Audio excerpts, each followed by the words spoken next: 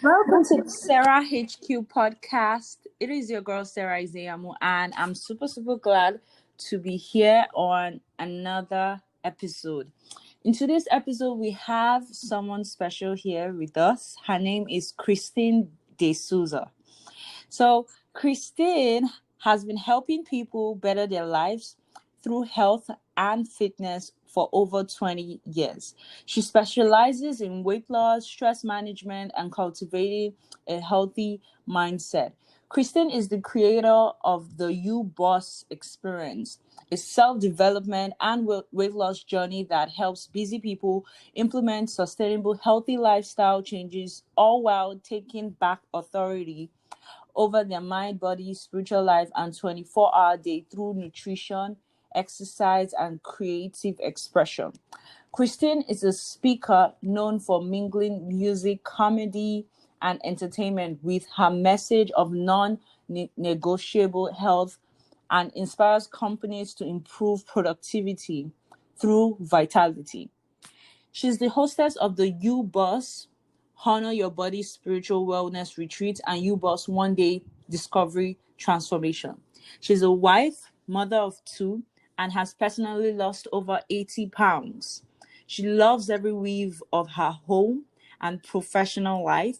She believes in constant self-development and is energized by seeing her clients succeed in health and happiness.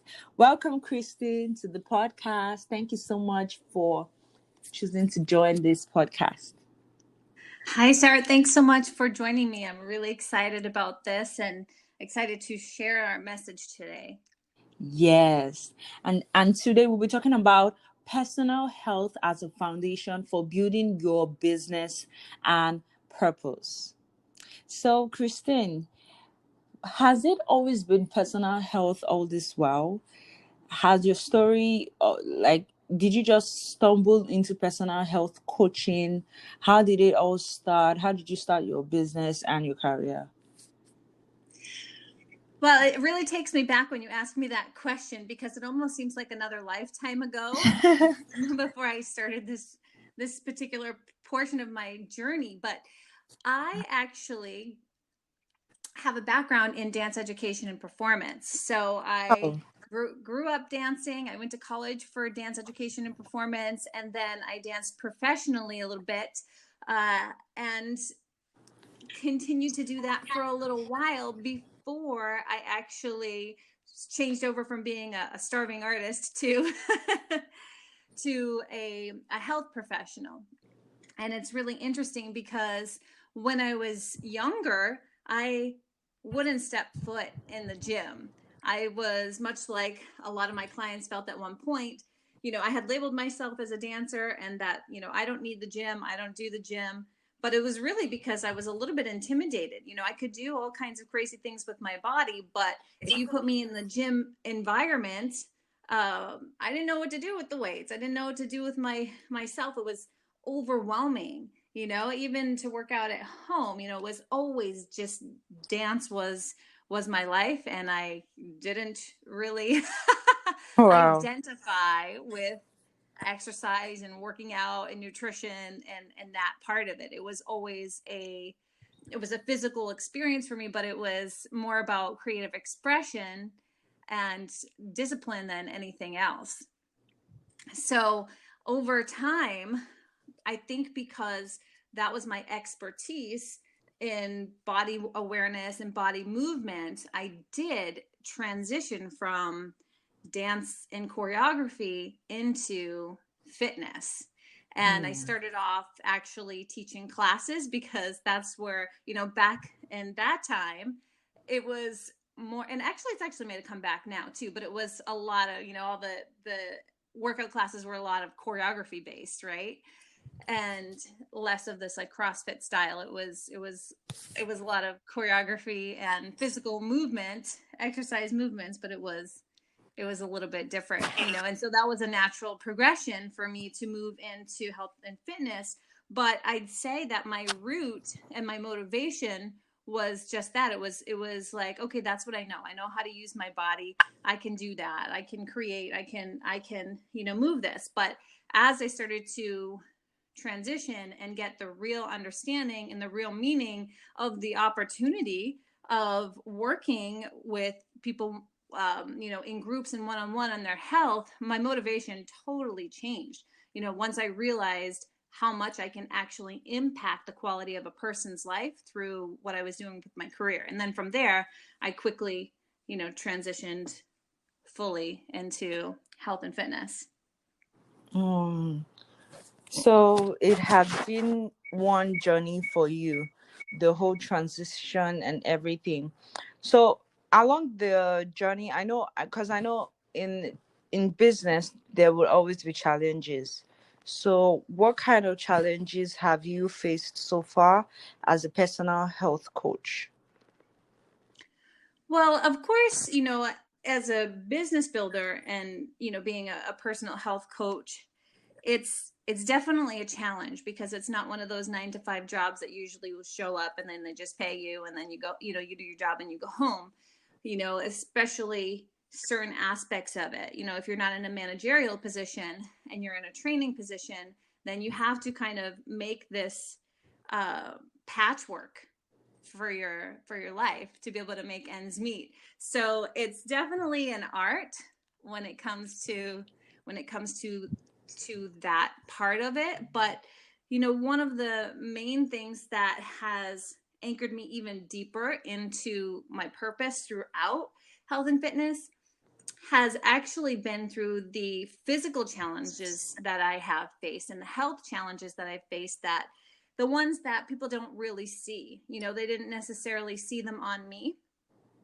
And I know that there's so many people right now that we interact with every day that are going through similar challenges, but they're not brought to light. They're not being discussed. They're not being talked about. I have conversations with people every single day, and it just blows my mind the amount of conversations I have that start with all that they're going through physically, mentally, and emotionally. So it's actually it's pretty intense. It can be pretty intense. But for me, I can give you some of the challenges that I had gone through, which have been difficult, but have actually helped me and helped a lot of my clients for me having to have gone through them. So for one, I went through, a particular period of time where I was sick every day, and it was for a couple of years actually.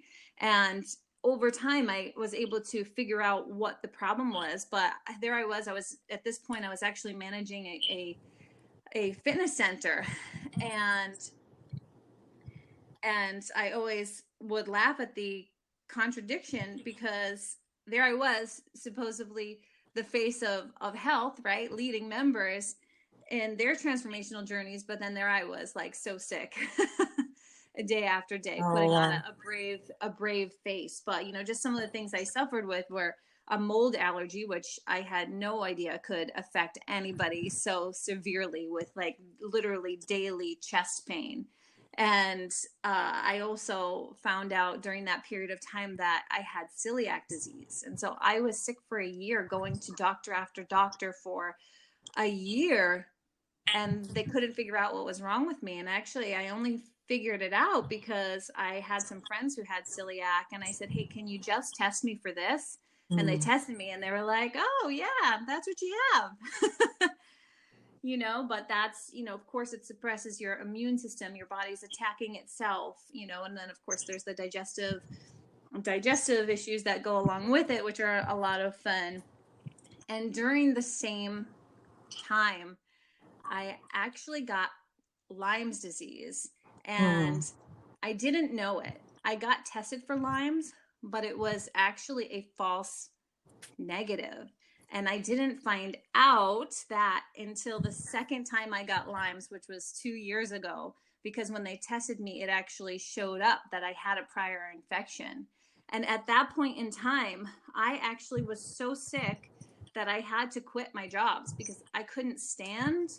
I mean, I literally could not stand and wash dishes for 10 minutes without, severe pain. And it was a crazy time. And then, not the kicker that really, really got me to the core of what I teach when it comes to businesses and personal journeys is quality of life. And the way I came to this was that I actually ended up getting a tumor Oh, on my liver. And this tumor, we found it by accident. And wow.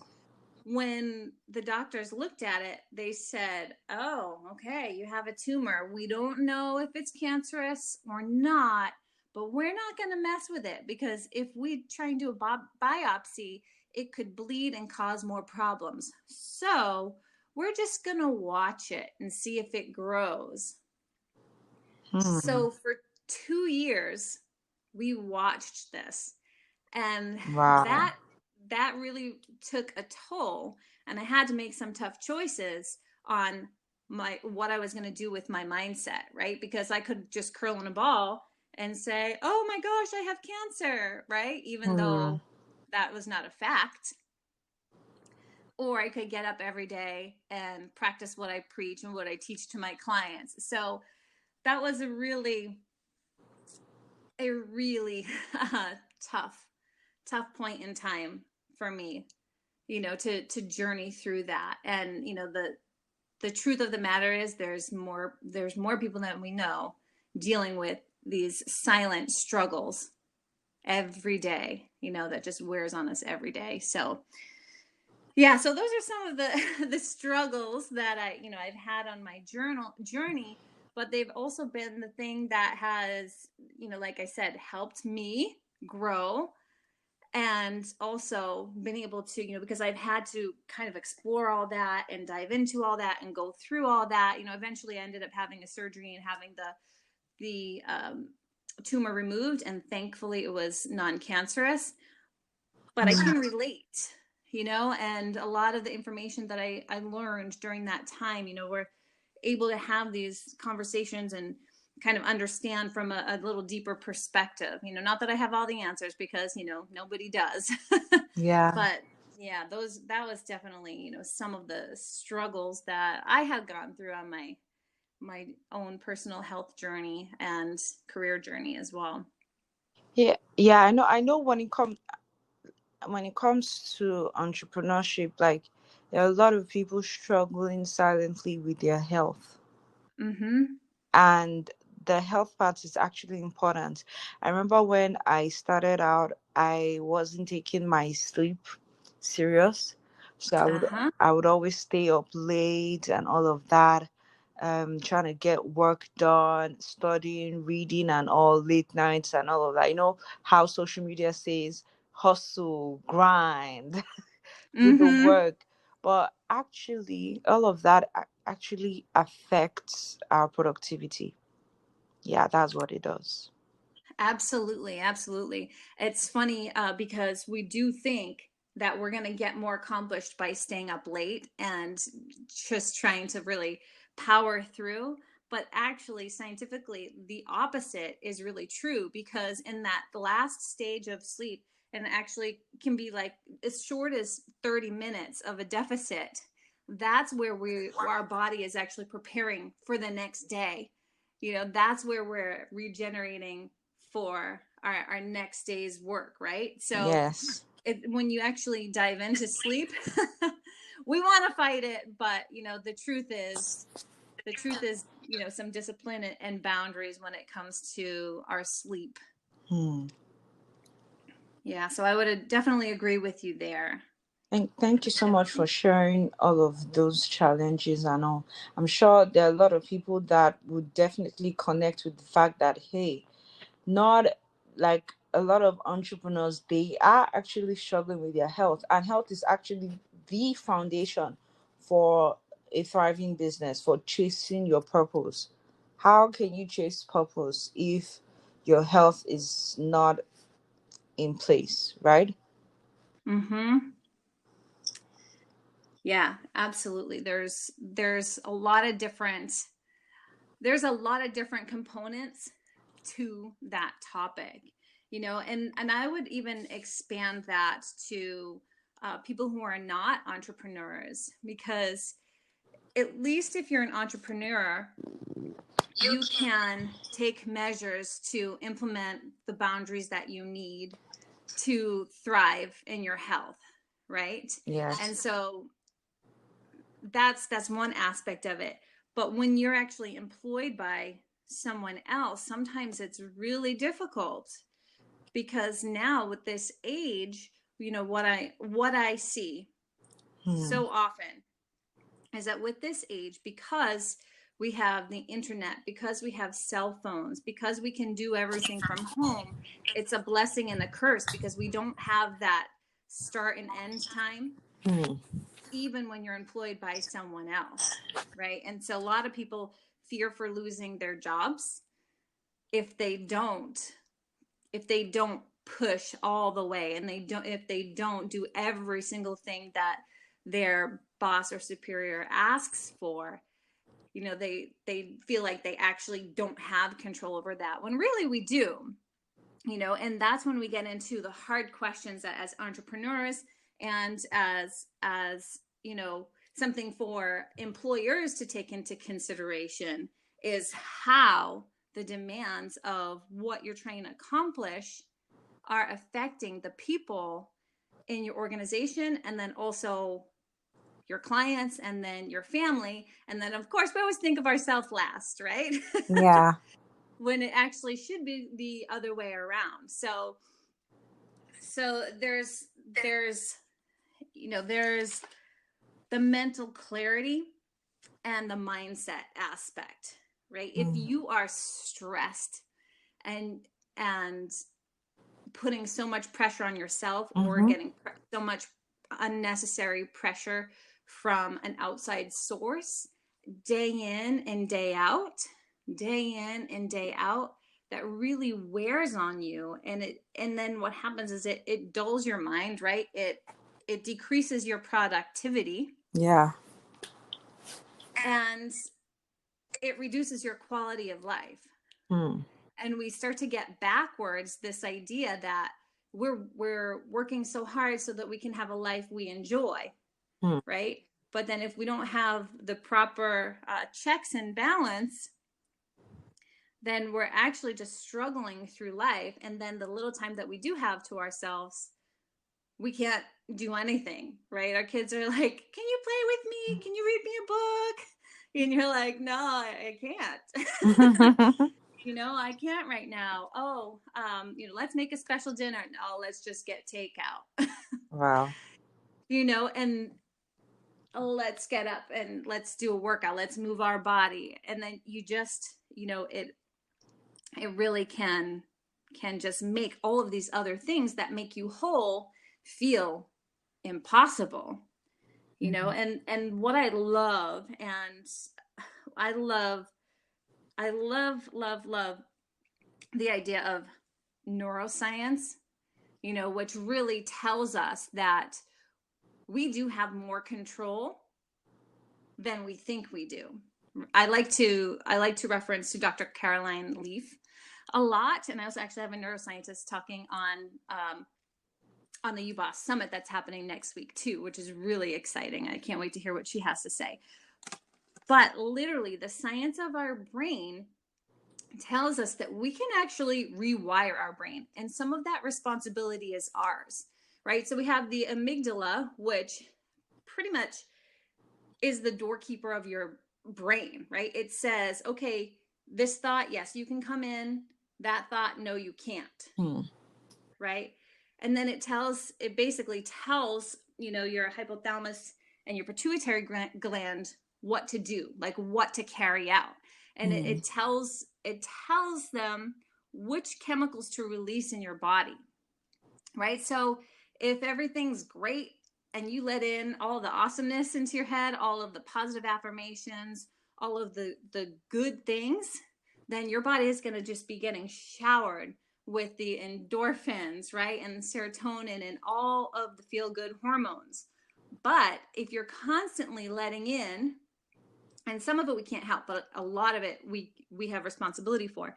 If we let the negative things actually ruminate in our brain, then our body gets showered with all of the stress hormones, like especially the cortisol is a big one, right? And then epinephrine and all of that negative shower of hormones. And what happens when that happens is that your body reacts accordingly. True. So that's why the things that actually start in our brain, whether they're real situations or imaginary situations, like for example, if we're anticipating the worst of a situation and we let ourselves kind of stay in that mode and just imagine what's the worst possible thing that could happen, right? Yeah. My boss is going to fire me and then I'm going to have, no house, no food, no nothing, right? Yes. Then that's what all those stress hormones are affecting every single organ in your body and all the processes of the body. So when you hear about this mind-body connection, it's real. I know we've overheard it, but it really is real.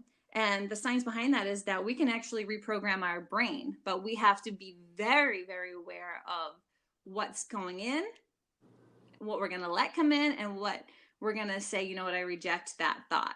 Of course, it's easier said than done, but that, starting with the mindset is a big, big part of it. And then, yeah, you're right. Yeah. So and that affects your physical health and your energy. And one of the things I hear so much is, I have no energy, right? The energy is so tough because the stress can take it all down. You can have good intentions to eat a clean diet. You can have good intentions to move your body and exercise. You can have good intentions, but if stress takes over constantly, then that will wipe out your will to do those things. And it's like a vicious cycle, right? Because exercise and good nutrition help your body function well. And if you can't get to that stage, then it's really tough. It really is tough. It's funny you're talking about mindsets, exercising and all. What are some of your personal health habits and mindset that has helped your business so far and your personal life? Well, there's a lot, of course. In my Live Free and Fabulous talk, I kind of go over this, how to reframe your mind surrounding nutrition, exercise, and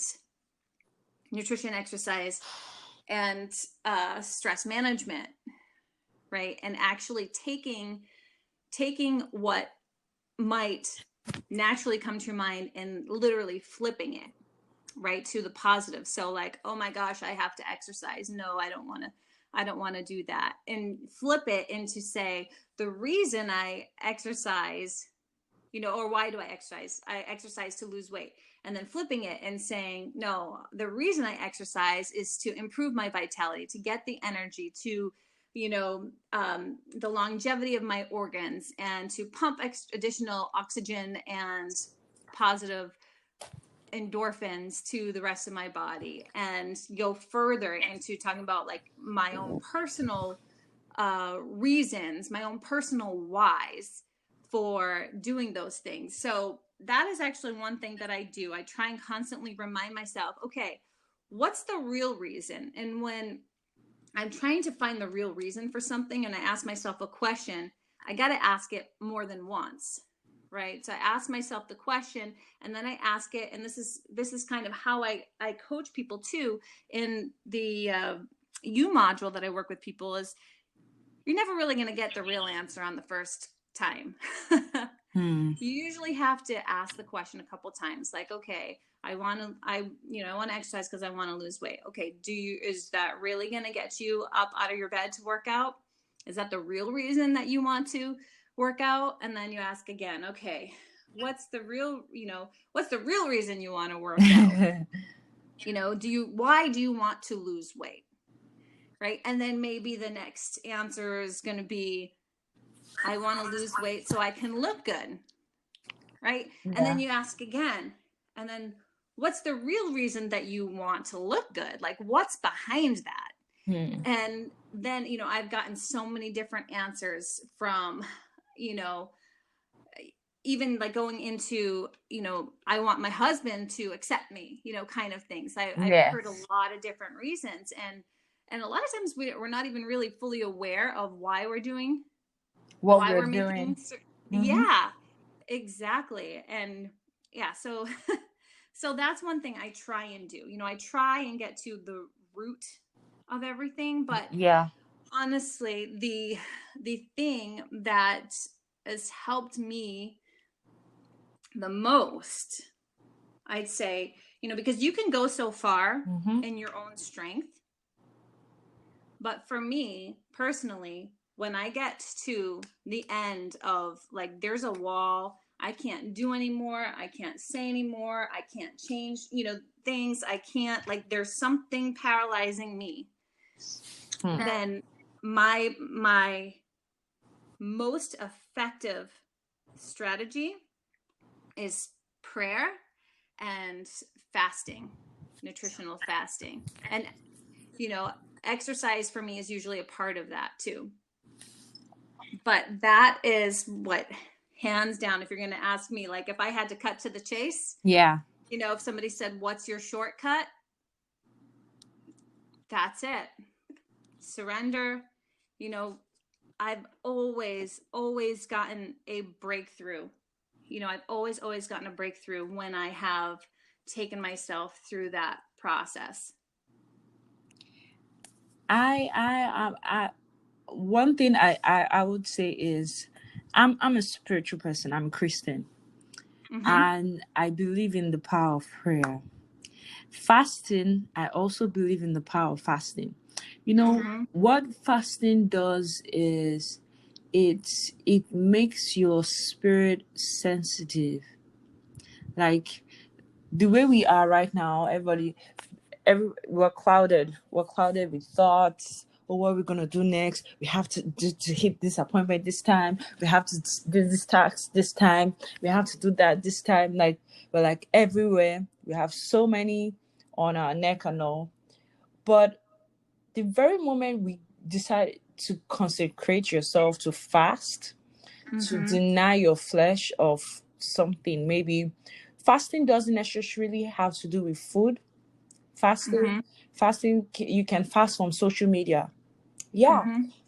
If you feel social media is taking a toll on your emotional health, do a fast, a 2-day fast, 3-day fast from social media.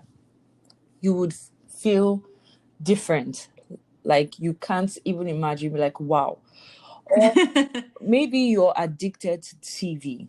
You love watching TV. You can't do without TV.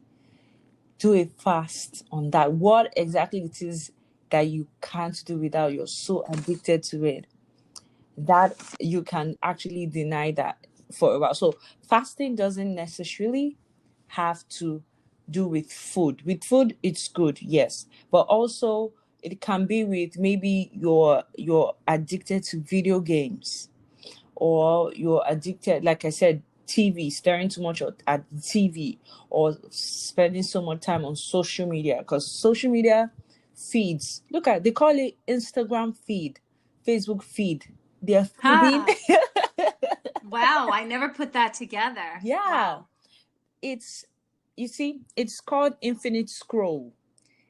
They're feeding you with tons and tons and tons of content.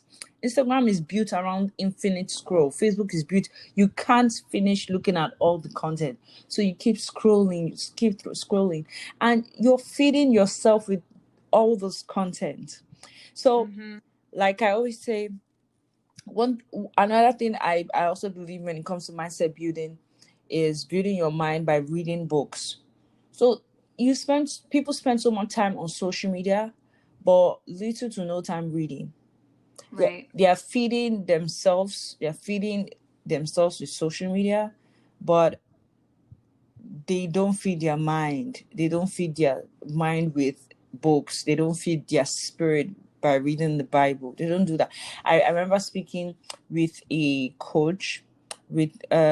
She's a a mindset coach, and she during there was some horrible stuff happening on social media, and I messaged her that period. Oh, how you doing? She was like, she feels down. I said, why do you feel down? She was like, everything she's seeing on social media is so horrible. I was like, oh my. Then shut it off. Like, go off social media, take a break.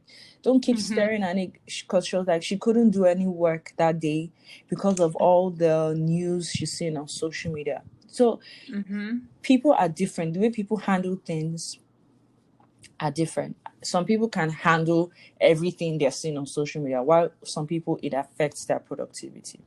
So yeah, thank you so much for sharing all of those mindset and habits that you've used for your business. Prayer is super important. Nutritional fasting is super, super important.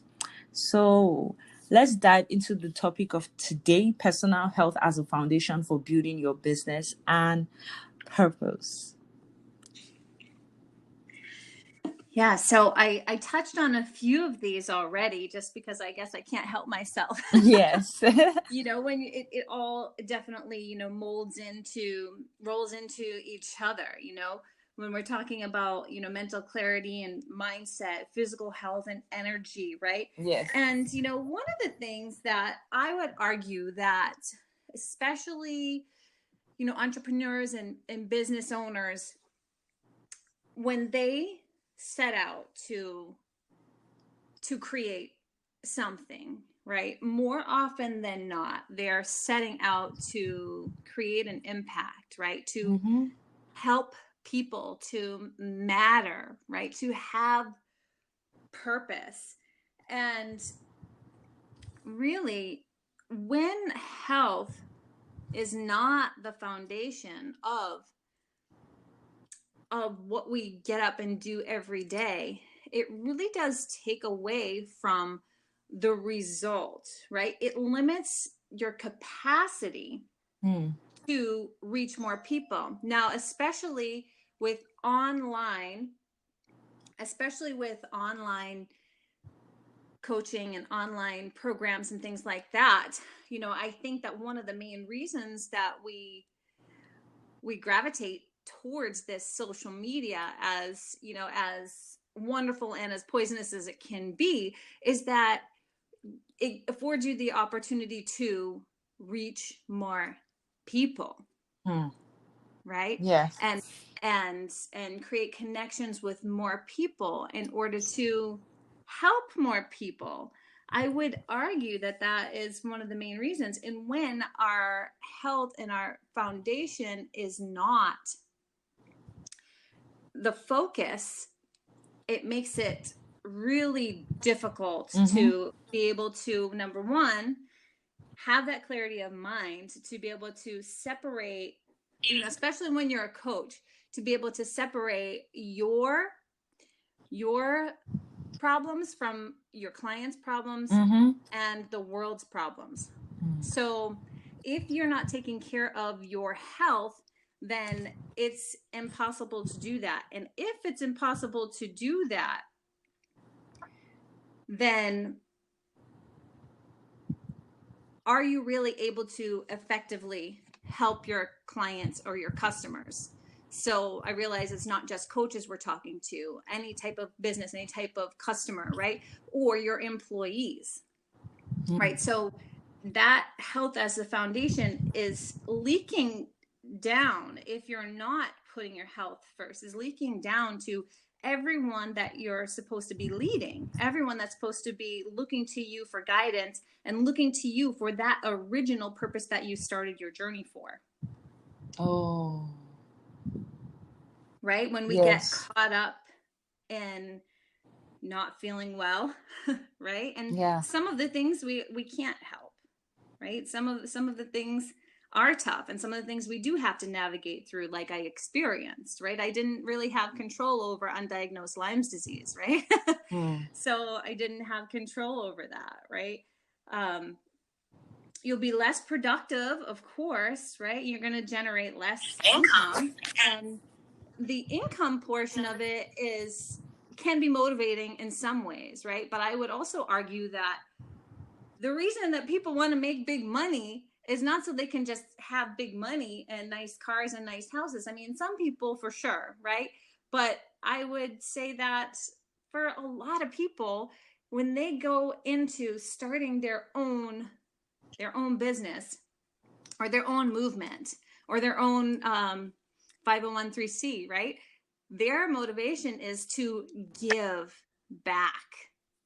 Philanthropy, right? It's to Yes. be able to sow more to others, right? To give more.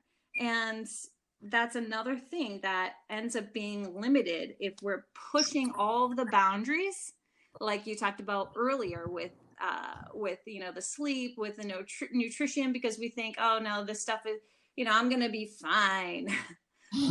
Until one day it can be a little bit too late, right? Yes, that's true. Yeah. So, I always go back to this one experience I had to while I was managing one particular center. There was a gentleman, and his name was Brock, and he was just amazing. Mm-hmm. He was just one of those guys that you thought, wow, I don't know how he does it. He's successful. He has, everybody, all of his relationships are in really good health, has an awesome family. And, he's exercising. He's just this bright light, right? And he was like the guy that would come into the gym and be challenging me, like, hey, you can run faster than that, just one of those contagious people. And he was about my age at the time. He was 30 years old, and he passed away completely suddenly. He had been at the doctor, and they gave him a clean bill of health.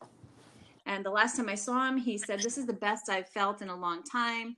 In a long time for him was like 2 weeks. And he had run 7 miles. And then that weekend we all went home, and then, we got the call over the weekend, and it was heartbreaking for the community and of course his family.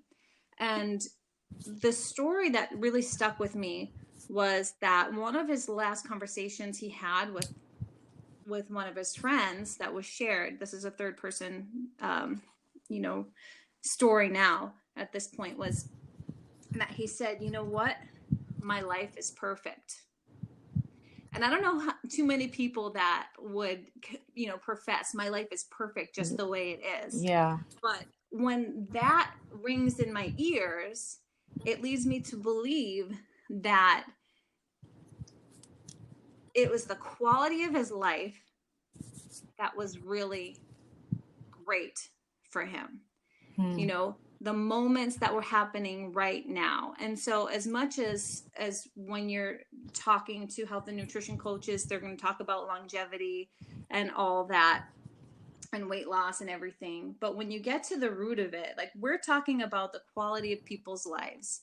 And whether it's you're only in charge of yourself, or you actually have authority over other employees and you play a direct effect in their quality of life, we all have that personal responsibility to take care of our own personal health. Yes, that's true. And I, just as being a witness to him, I really believe that part of his legacy and part of his statement of him saying that he has had a perfect life and that he had this quality of life tells me that his foundation for health really played a big part in that. And we have to realize that right now is what matters. So if you're in a situation where you're just constantly in burnout mode, you're going to miss it. And that's when we have to decide, as entrepreneurs and as leaders, if you're leading a business or an organization, you have to be the responsible one and be able to put in those, help people put in those work-life balance boundaries and not be the one pushing them, because it encroaches on people's lives. It encroaches on their health. And, it's got to be kind of a team thing.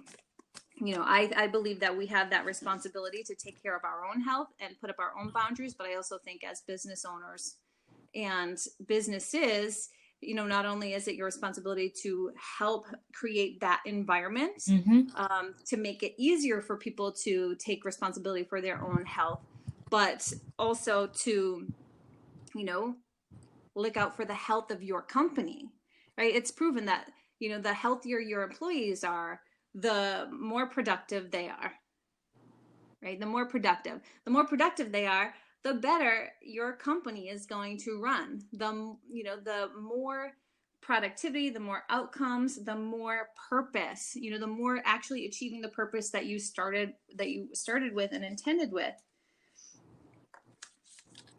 is more probable. You know, if you take that all into consideration, right? You're going to help more people. You're going to do more.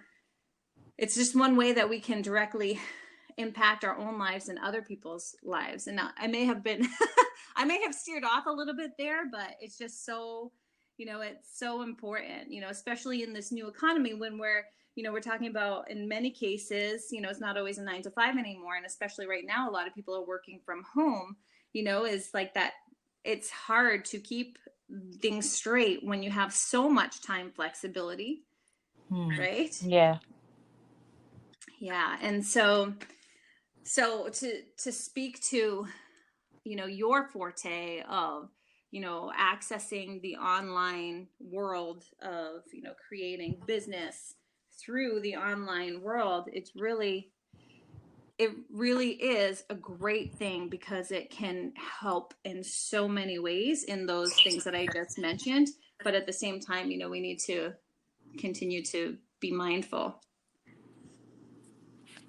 Thank you so much for sharing all of that. You didn't start off because it's really important that your team is also healthy, because if your team is not healthy, how would they run your company?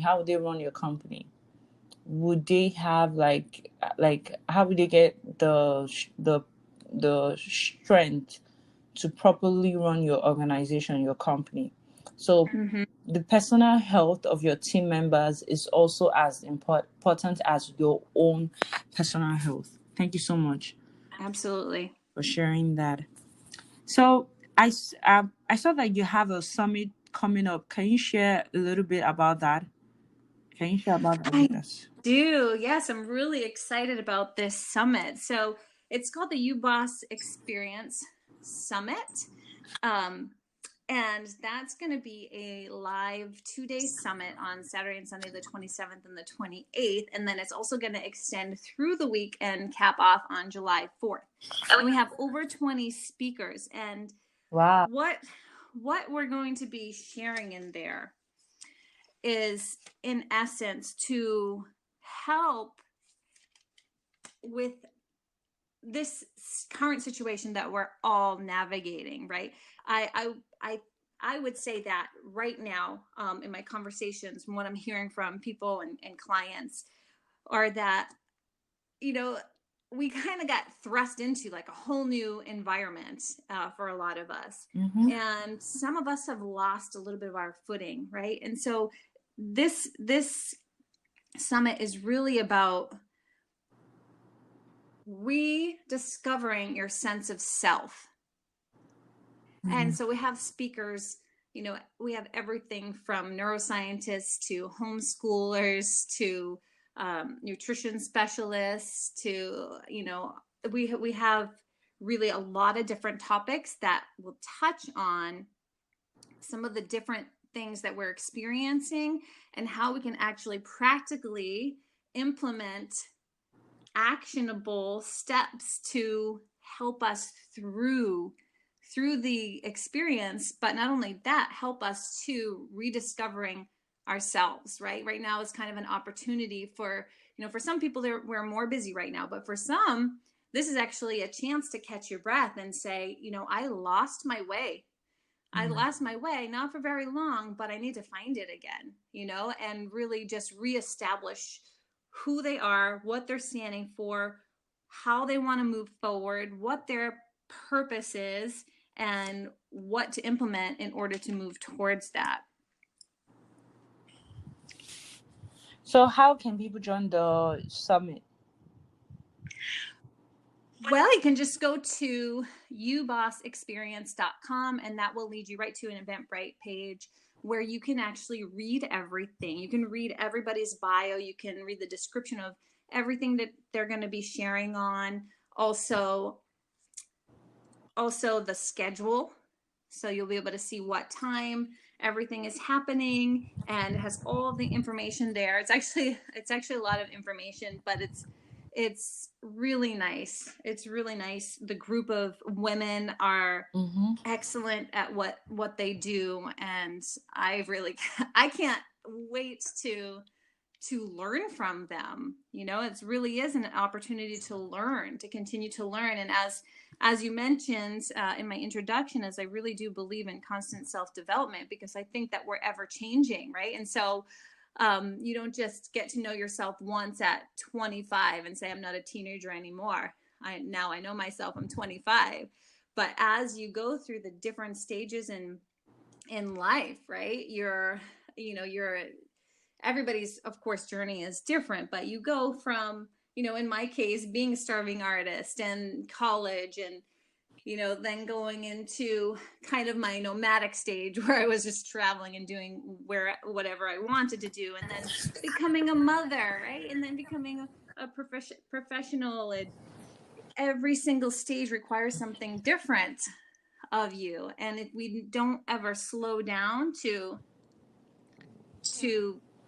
remember our roots, and then it's easy to just not be as confident, not be as effective in what our day-to-day and what our actual purpose is, because there's so much noise, like you said, between social media, between all of the things on our to-do list. It's you can get to the end of the day and not even have thought about yourself once.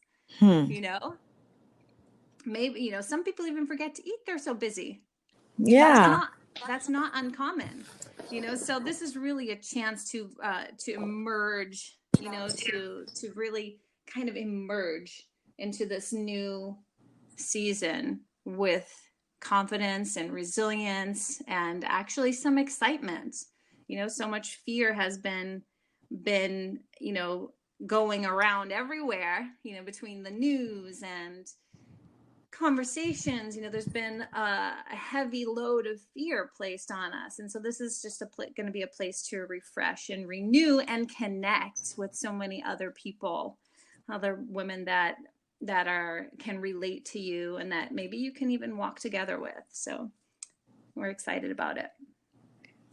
Wow, thank you so much. I'm going to link to the UBoss Summit, the UBoss Experience.com. I'm going to put the link in the description box wherever you're listening to this. How can people join your program? How can they reach you online as a personal coach to help them? My website is very simple. It's just my name, ChristineDeSouza.com, and you can always just shoot me an email and I will answer you back personally, and then we can actually get on a phone call and just kind of talk things out and see what might be right for you. There's never any pressure on, whenever I have a conversation with anybody, there's never any pressure for I'm not driven by sales. I'm driven by helping people. And so we'll either, find the right path working together, or I can refer you to someone else or another resource. Thank you so much, Christine. It's really has been awesome having you on this podcast. Thank you so much for sharing all of that amazing value on how we should take our personal health seriously, because it is truly the foundation of our business. Thank you so much, Christine. So if you want to reach her, you can go to her website, her social media links. Everything will be linked in the description box wherever you're listening to this episode. Thank you so much for joining this episode. And also, don't forget, if you you can go get the knowledge into cash guide. If you're looking towards turning your knowledge into cash, you can go to knowledgeintocash.com. It's a free guide that you can download and implement right away. Thank you, Christine. Thank you so much. This was really great.